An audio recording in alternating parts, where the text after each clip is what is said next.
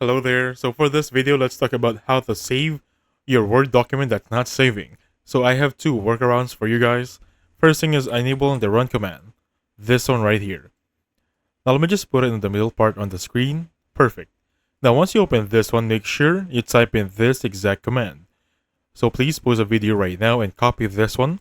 Once you're good to go, click on OK. And it will open up this folder. Once you're going to be inside this folder, look for the one that says templates. In here, make sure you rename this one, underscore, let's just say backup, and then right click, new folder, right there, name it templates. Because sometimes your templates folder will be keeping an issue and corrupting your Microsoft Word. That's why it's not working. Now for the second reason, if it's still not working, I suggest clicking on the folder you're trying to save. Let's just say I have a folder here, alright? And I'm saving the document on here, and it's not saving. So you want to right click on this one, click on properties, looking for the one that says security.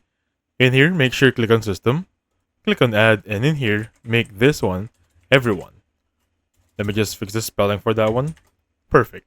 Click OK, click apply, and that should fix your problem.